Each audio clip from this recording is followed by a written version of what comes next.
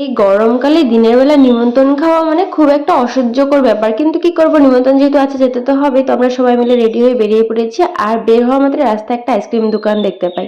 আমি আর দিদির ছেলে মিলে আইসক্রিম খেতে খেতে চলে আসি গিফট আইটেমের দোকানে। সেখান থেকে সুন্দর সুন্দর গিফট নিয়ে আমরা রওনা দেই বিয়ে বাড়ির উদ্দেশ্যে। হ্যাঁ, আর এদিকে দেখো প্রচন্ড আমি ঘেমেও গিয়েছিলাম। তো আমরা ভ্রমণে চলে আসি, আর আসা মাত্রে খুব চেনা চেনা মুখগুলোকে দেখতে পাই।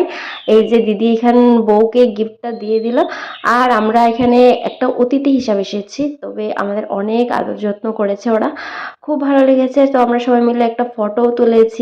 এই যে এখানে রয়েছে ব্রাইড, আর দিদি আমাকে বলছে আমাকে একটা সুন্দর করে ফটো তুলে দে, তারপর ফটোটা তুলে আমরা চলে আসি খেতে। আর এই যে দেখো জিজু, আমি, দিদি, সোনু সবাই মিলে আমরা খেতে বসেছি। রুমেলদা খুব সুন্দর আমাদের ট্রিট করছিল, কি লাগবে কি না।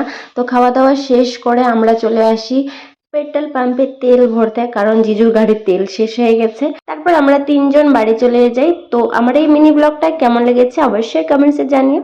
দেখা হবে নেক্সট ব্লগে। Ta-ta, by.